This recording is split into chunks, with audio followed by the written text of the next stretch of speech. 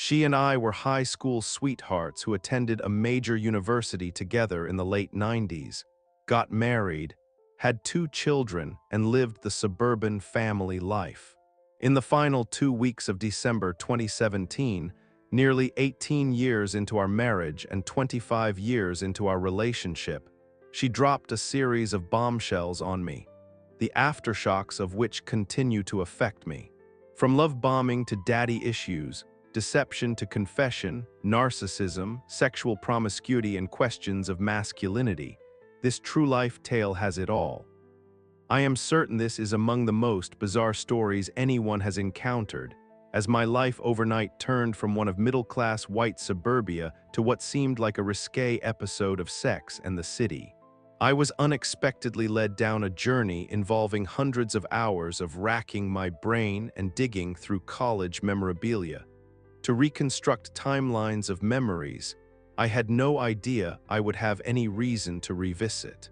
I poured myself into articles and podcasts on topics ranging anywhere from dating, female psychology, infidelity to hookup culture, and reached out to many of the corresponding authors or hosts in which I offered tidbits of my story in search of some way to process it. I simultaneously found myself reinvigorated with a completely new outlook on my life, but also left with deeply devastating questions of my own masculinity, as I realized my life and marriage was nothing at all what I had believed it to be. I began seeing her when she was 15 and a half, and we were quite opposite.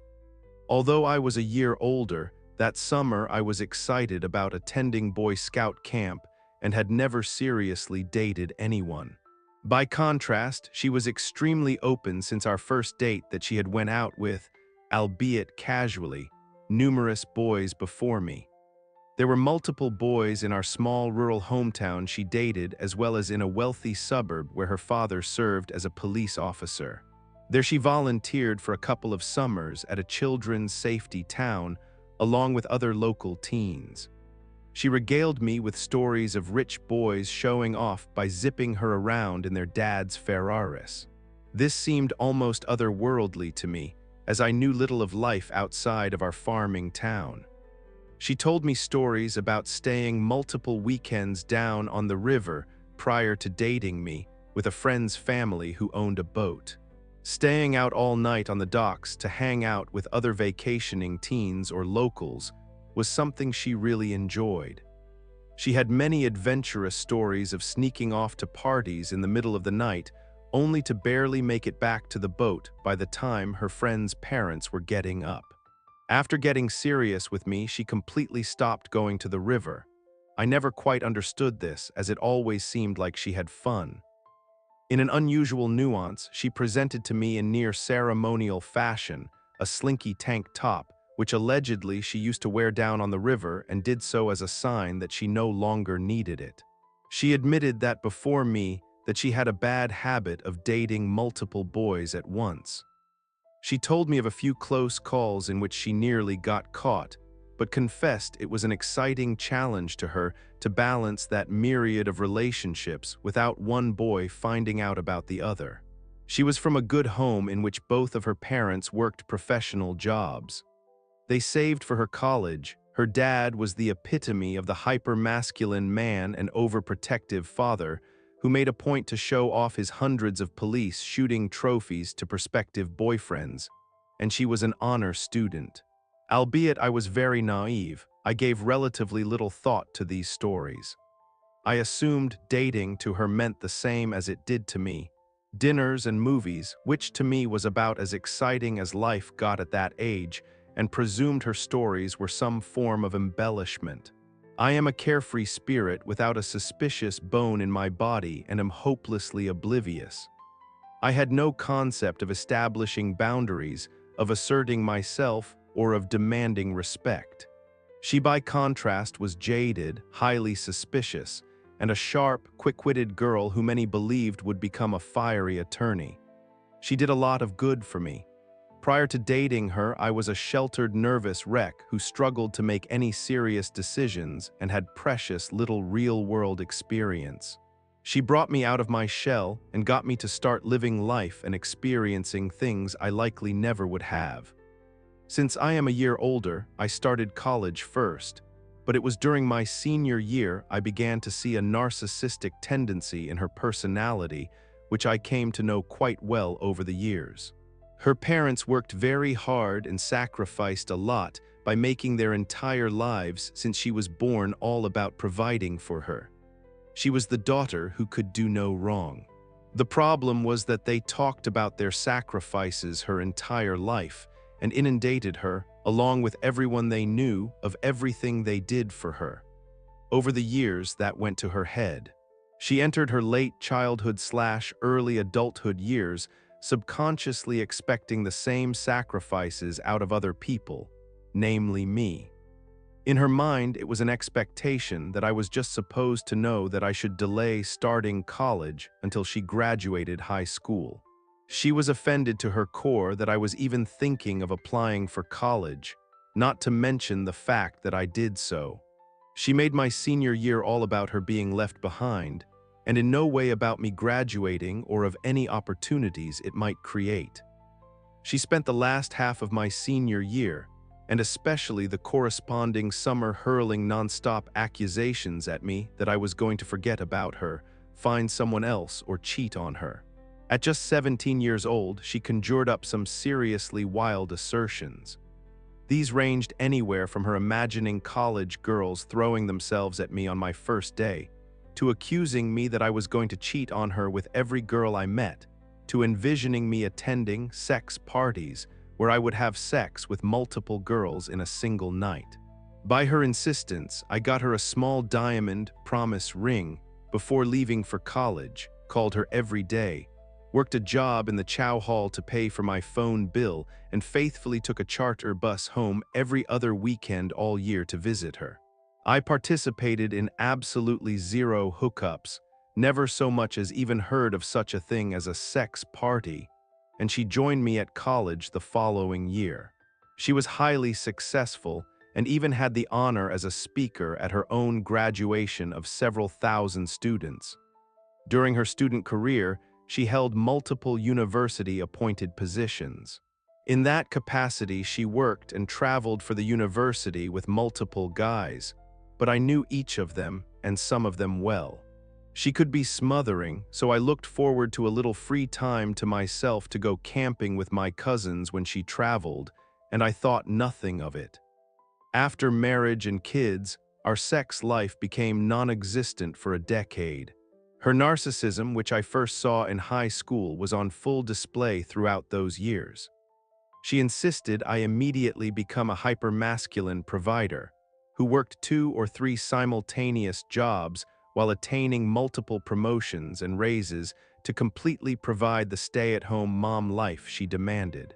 The fact that I was never able to accomplish this certainly played a role in her losing all interest in me. She often used the word yuck at the idea of sex. I went through years of wholesale neglect while working multiple jobs at her demand. This, along with a major issue involving our 14-year-old daughter coming to a head, resulted in a crisis in our marriage in which she experienced nothing short of a mental breakdown in December 2017.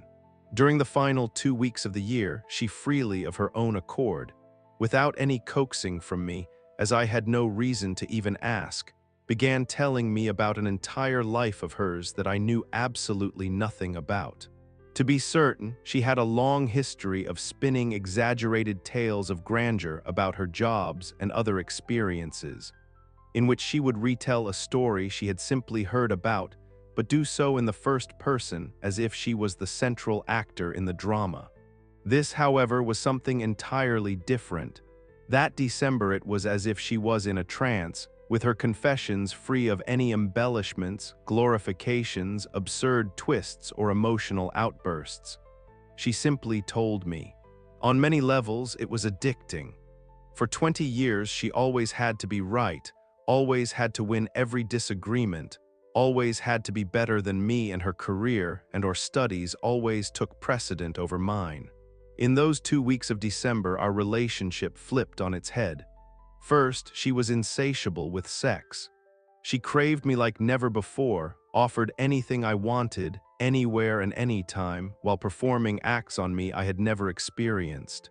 Simultaneously, she was throwing herself at my mercy, admitting for no particular reason some of the most egregious things a wife could tell her husband, begging forgiveness, heaping praise upon me about how much better of a person I was than her, and groveling about how she didn't deserve me.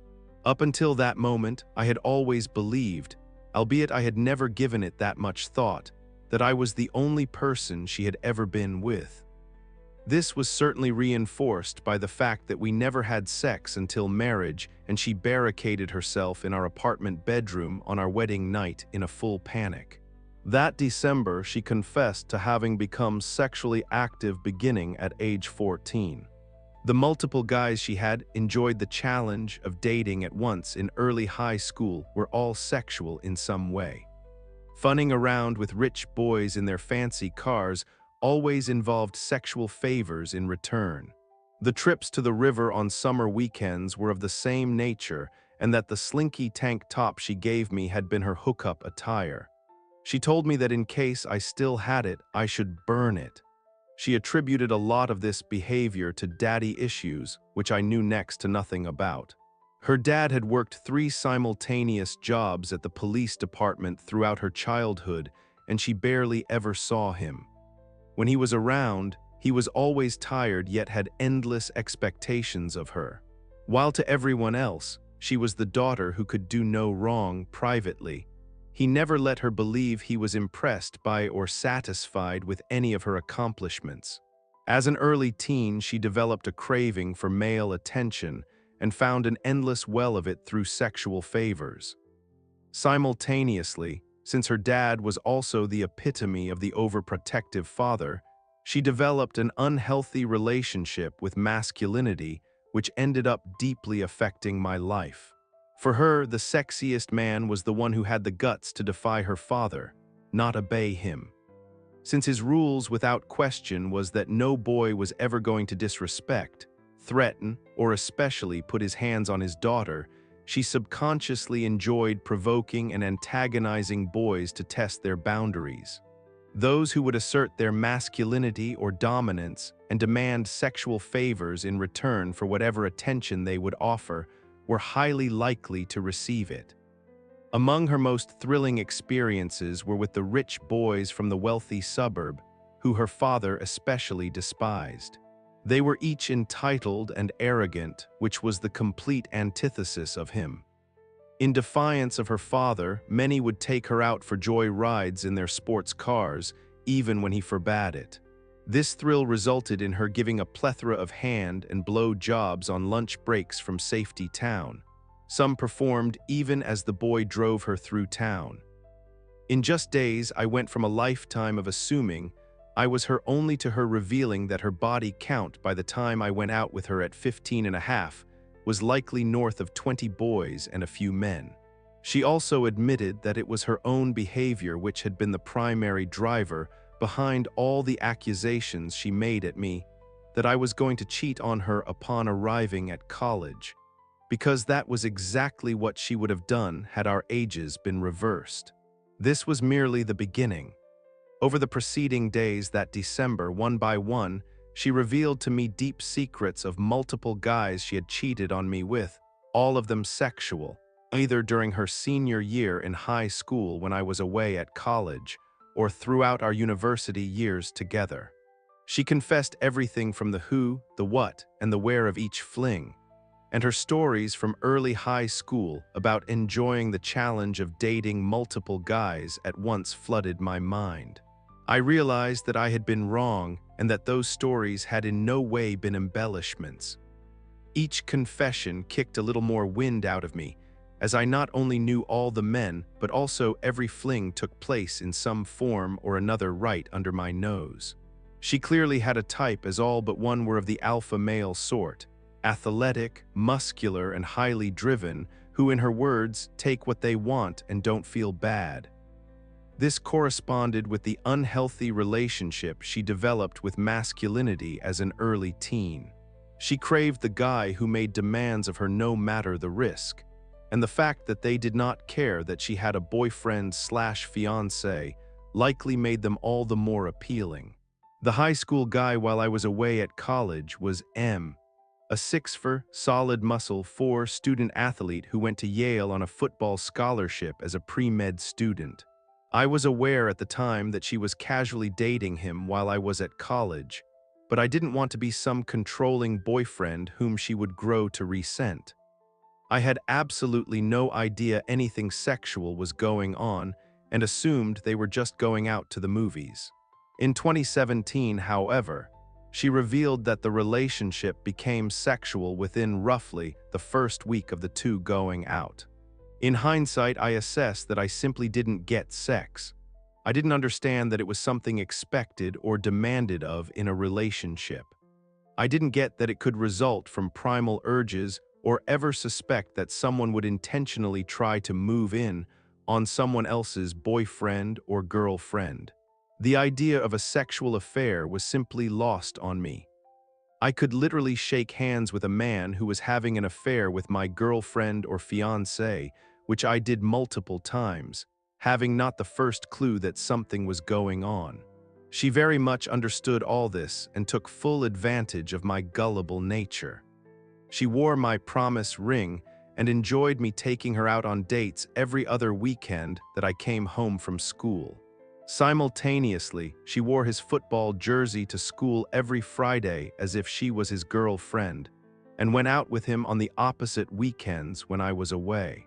The worst-case scenario was that she even duped me into driving her to his house while I was home on Christmas break, supposedly just to drop off something, but left me sitting unsuspectingly in his driveway for 2.5 hours on a cold December night while she hooked up with him. In her college years, there were more. Preface in this post, I will share the story of my divorce lawsuit that lasted 2.5 years. This is the first time that I was ever involved in any legal battle. Perhaps my experience may be of some use to the reader. Of course, I hope no one has to experience something like this. Then again, like what many already said in my previous post, my story was just bizarre. Even my lawyer said he had never seen anything like this before. We actually didn't go to the court that many times, rather it's more of an information and psychological warfare. My biggest disadvantage in this battle was the information asymmetry. During the marriage, I never hid anything from Paris, so she knew everything about me. On the other hand, she lied to me about almost everything, so I don't know anything about her.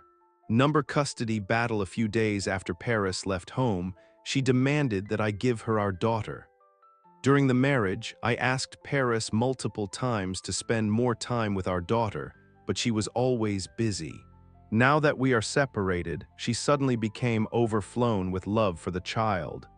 At the same time, she refused to tell me where she lived, stating it's for her safety. My lawyer said she likely just wanted the child so she can receive child support and suggested that I should not give her the child. One of the factors in determining custody is the status quo, and the current status quo was that I have the child 100%, so it's best not to change it.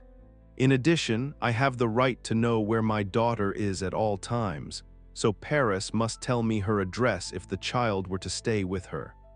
In January 2023, Paris's parents came to the United States. Paris has said her parents would come to the US to help care for our daughter since she was pregnant, but they never came due to the pandemic and health issues.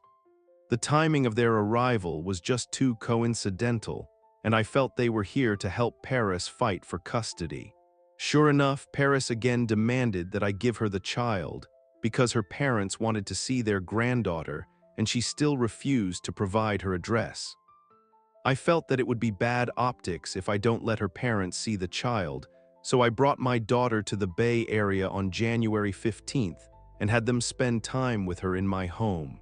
From that point forward, Paris would come to Sacramento about once every 2 weeks to spend time with our daughter.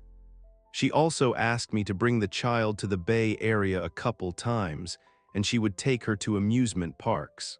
I was afraid Paris might not give the child back, so I went with them every time. When our daughter was present, Paris was always courteous and respectful to me, as if the divorce never happened.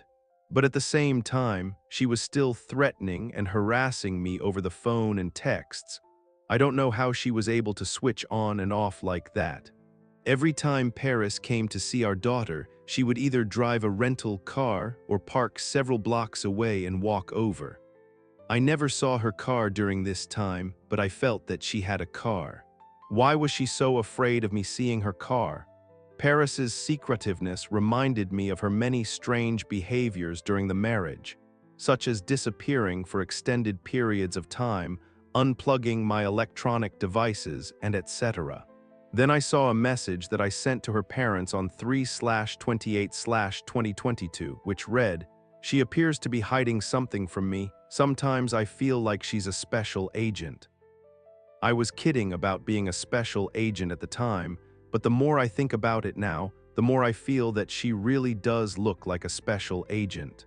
At the end of March, Paris and I signed a stipulation on custody visitation.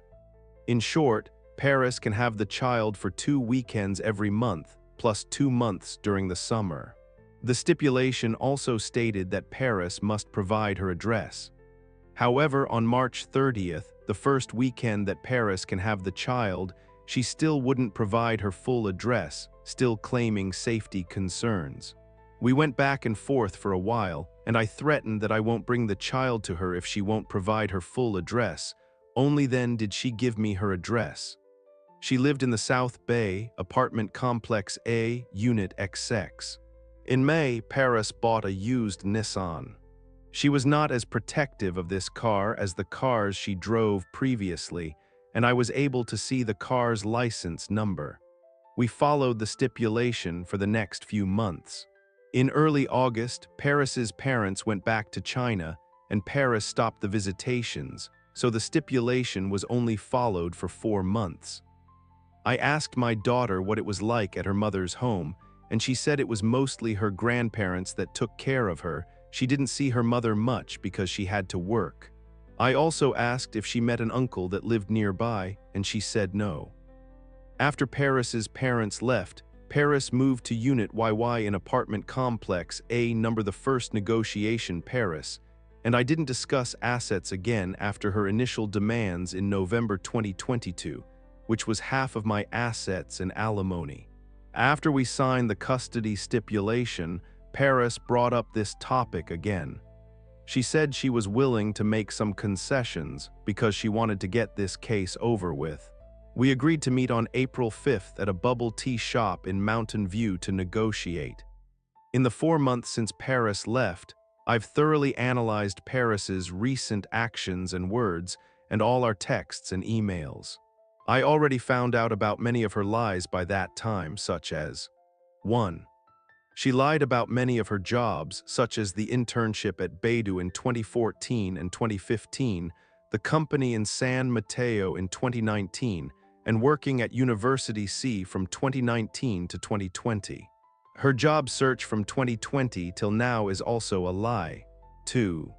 By analyzing our electricity bill, I found that she was seldom home in 2021 and 2022. 3. From 2016 to 2018, Paris flew out of Washington, D.C. whenever she came to California. She said her advisor had a company in Washington, and he often sent her there to do some work. Flights from Washington to the Bay Area were much cheaper, so she chose to fly out of Washington. I looked up her advisor, and he was not affiliated with any company in Washington or anywhere else for that matter. So why did Paris always go to Washington? 4. From 2016 to 2018, Paris claimed she was living in the living room of a friend's apartment. This really looked suspicious, now especially considering all the lies that I already discovered. By analyzing our texts from that time, I found multiple places where I felt she was not at where she claimed to be. Combined with the bullet above, and that Paris went to Washington in June 2019 when she was pregnant, I suspected that Paris had a home in Washington. 5. When I first met Paris, she told me multiple times that she attended XX number 2 high school. But during a conversation in summer of 2022, when she was talking about two other high school friends that were also in California, she said, "Back when we were in XX number 3 high school," I immediately asked, "Didn't you go to number 2 high school?" Paris denied ever saying that and that I must have remembered it wrong. I didn't think much of it at the time, but thinking back now, she definitely said no. 2 high school when we first met. I didn't remember it wrong. There were many more lies, but the ones above were the most important ones. On April 5th, we talked for about 2 hours and I questioned her on every single one of her lies.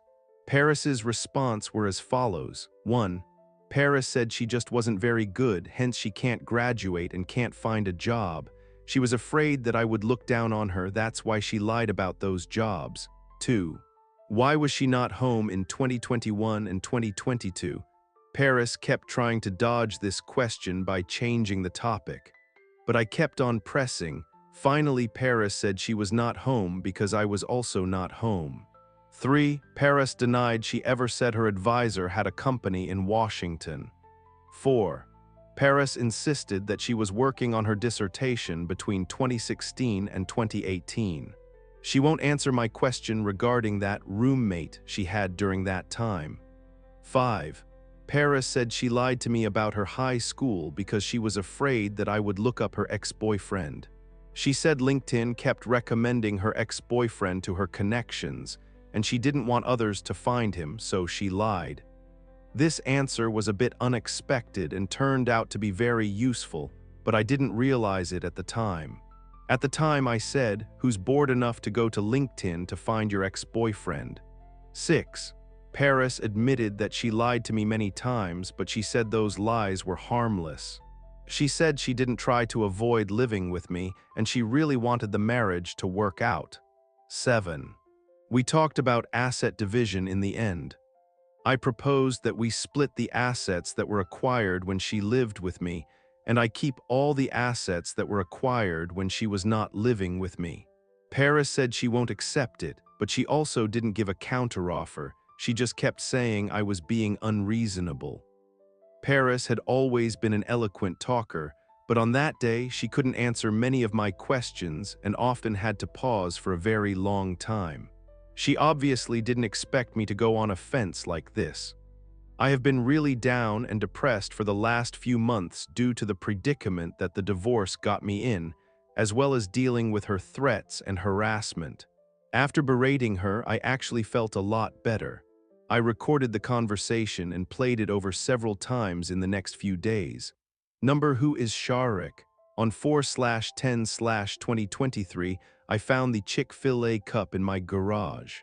That evening, I already started searching for Sharik on various background check websites. I soon found that Sharik had also lived in the apartment near University D. Then he lived in Longmont in 2020, Fremont from 2021 to 2022, and currently lives in apartment complex a unit ZZ. So Sharik is currently Paris's neighbor. Looking back, all the background check websites had incomplete information, some even had false information. Most importantly, none of them had Sharik's address in Virginia. My parents and I stayed in the apartment near University D in 2020, but we didn't see Sharik there. Why would Sharik live with a pregnant woman? That doesn't make any sense. I tried searching for Sharik on LinkedIn and Facebook and found nothing. The apartment next to University D was not on Paris's report. Combined with the fact that I already suspected Paris is a special agent, is it possible that Sharik is not a real person? Rather, it was just another name for Paris. Sharik has an extremely common Chinese name and can be used by both men and women, making it an ideal pseudonym. On April 13th, I found one of Sharik's traffic tickets from 2019. The ticket clearly stated that Sharik is a man and lived in Richmond, so he is a real person. I then found Sharik's advisor's webpage, which stated Sharik attended Peking University for bachelor's and started PhD in 2015. Maybe this really is just adultery. Paris was secretive because she's afraid that I might find out about her paramour. Maybe I was overthinking with the special agent stuff. But Sharik appears to be 7 years younger than Paris, so Paris is interested in younger guys now. On May 9th, while analyzing my phone bills, I saw this sentence. The date and time corresponds to the local time where the mobile phone was located. A thought crossed my mind after seeing this. I immediately checked all the calls between Paris and me in 2020 and found that the time differences of the calls made between March and September were indeed 1 hour. This doesn't prove Paris was in Colorado at the time, but she definitely wasn't in the East Coast. If she's not in Colorado, where else could she be? On May 12th, I got the official background reports on Sharik and Paris from the PI. The reports are much more complete than the ones I got online, so I guess you get what you pay for. Sharik's report contains several new addresses, including his address in Richmond as well as his date of birth. He is actually slightly older than Paris. But that was pretty much it. The report still didn't include Sharik's employment information. The PI said he thinks Sharik was not working. After learning that Sharik and Paris were of similar age, I started to suspect that they might be previous schoolmates. Then I thought of our conversation from April 5th. Paris said she lied about her high school because she was afraid I'd find her ex-boyfriend. Could this Sharik be that ex-boyfriend? On May 15th, I found Sharik's name on the Baidu Wiki page for XX number 3 high school. They were indeed high school classmates. Unfortunately, Sharik's Chinese name on Baidu Wiki turned out to be incorrect, which caused a lot of wasted efforts in subsequent investigation. What's more scary was that Paris told me she attended XX number 2 high school back in 2012, but Sharik didn't come to the US until 2015. Based on the information I had at the time, I strongly suspected Paris lived with Sharik in Richmond from 2016 to 2018, but I had no evidence. On May 22nd, while browsing Sharik's Richmond apartment website, I saw a photo of the gym there that looked very familiar. After thinking for a few seconds, I remembered that this looked very similar to one of the photos that Paris sent me. I found that photo and carefully compared the backgrounds, and sure enough, it was the same gym. Then I carefully went through every photo that Paris sent me between 2016 and 2018, and I found several more photos that were taken in Sharik's apartment. Paris was indeed living with Sharik in Richmond. I have long suspected that Paris was living in Fremont in 2021 and 2022. She did go to Kaiser Fremont in February 2022 when she went to China. On June 3rd, I went to Sharik's former Fremont condo and asked the neighbors there. I was able to confirm that Paris was living there in 2021 and 2022. Now I have all the evidence to show that Paris has been living with Sharik the majority of time since 2016. Starting in July, I started trying alternative search engines to look up Sharik. On July 19th, I was searching for Sharik on Bing, and I found his ZoomInfo page. Unfortunately, that page no longer existed, but I was still able to retrieve it via Bing Cache. ZoomInfo indicated that Sharik worked at Shanghai Biotag from 2013 to 2015. Using that information, I was able to find a financial document from Shanghai Biotag which contained Sharik's bio, as well as his correct Chinese name. The bio showed that Sharik attended the Naval University of Engineering for Masters, and he worked at the Navy after graduation. A few days later, I found one of Sharik's publications from Masters and learned that he was researching on mine-detecting sonar. Sharik earned his master's degree from a military college and then worked for the military, and he also appears to be just as secretive as Paris. I again started to think both of them might be special agents. On August 6th, I saw a notice from Sharik's school stating that he had defended his dissertation on August 2nd via Zoom. Unfortunately, I found out this a bit late, else I definitely would have attended his defense. A week later, I found Shariq's dissertation online, but it had a 1-year embargo, so I can't download it until August 2024. I had always thought that Shariq graduated in 2019 because he left Virginia in 2019, but now I know that he also took 8 years to graduate. Both Shariq and Paris took 8 years to obtain their PhDs, but both left school after 4 years and both don't work. What are they doing? Number the lawsuit on December 14, 2022, a process server came to my house and delivered a copy of the summons. This is the official start of the lawsuit. There's a 6 months rule in California, so the earliest date for trial is June 2023. On April 17th, Paris's lawyer filed a petition for bifurcation and termination of marital status, meaning they want to terminate the marriage ASAP before settling on the other matters. The reason given was that Paris was emotionally strained and wanted to move on with her life. My lawyer said this request is very unusual and they wouldn't recommend it to their clients. I already found out about Shariq at this time, so I suspected Paris was trying to marry him quickly so she could sponsor him for green card. On April 27th, Paris's lawyer filed a petition demanding that I pay Paris $3,000 in legal fees, as well as alimony and child support. The petition they filed was filled with lies. Paris portrayed herself as a devoted wife and loving mother, and had been taking care of domestic duties and caring for the child during the marriage. She also claimed we lived in a luxury house, drove a luxury car, and took multiple luxury vacations each year. I asked my lawyer, isn't perjury a serious offense and you could go to prison for it? Why would they blatantly lie like this? My lawyer said that is only true in theory, but people lie to the court all the time and they were seldom prosecuted. The strangest thing in their petition was that they changed my daughter's last name to Shariq's last name. I still don't know why they did that. They didn't know that I already found out about Shariq, and doing this doesn't benefit them in any way. Or did Paris think the child might belong to Shariq? On May 16th, Paris's lawyer sent us their first discovery request.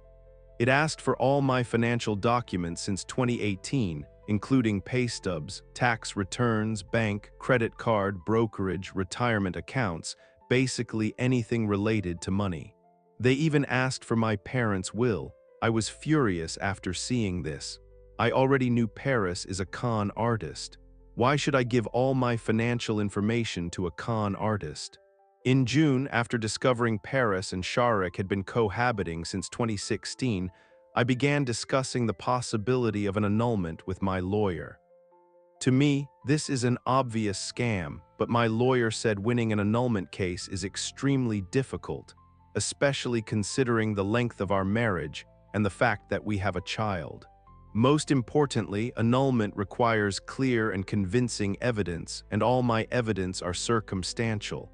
I don't have any direct evidence. I had 2 options. 1, filing for annulment, but my lawyer said the chances of winning were small and it would be very expensive. Of course, if I win, I wouldn't have to give Paris anything. 2, continue with normal divorce, and my lawyer said they would try their best to minimize my losses. I asked what's the most I can recover if I go with option 2, and my lawyer won't provide any numbers. My hunch was that it's probably not that much. I thought about this for the next few weeks. If I go with option 2, wouldn't that be exactly what Paris wanted? What she did was so wrong and so horrible, and she can still legally get half of my wealth. That's just too hard for me to swallow. Even if I am destined to lose half of my wealth, I am not going to just hand it to her. I have to go down fighting. At the same time, I felt that even though Paris sounded tough, she doesn't appear to want to go through litigation. Both Paris and Shariq are extremely secretive. They shouldn't want to draw attention, especially from the government. I felt that annulment could be used as leverage to force her to back down. On July 19th, my lawyer informed the opposing lawyer that we were planning to file for an annulment. On July 21st, we gave them all the documents they requested for discovery, except for my parents' will. I was very unwilling, but my lawyer said I have to give it to them. On August 21st, we formally petitioned for annulment.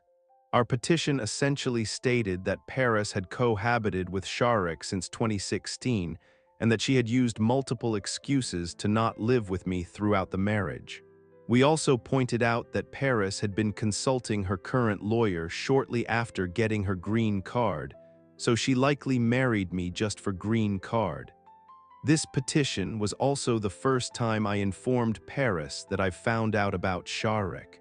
On the same day, we also requested that Paris conduct a vocational evaluation. This is to counter her request for alimony despite having a PhD. On August 25th, Paris informed the court that she had to go back to China due to family emergency and will attend trial remotely.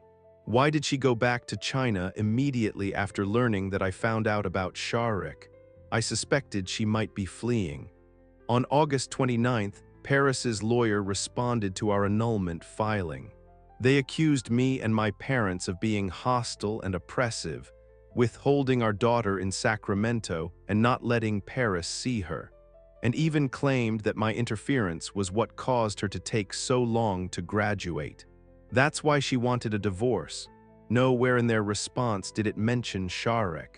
Their response was also filled with contradictions.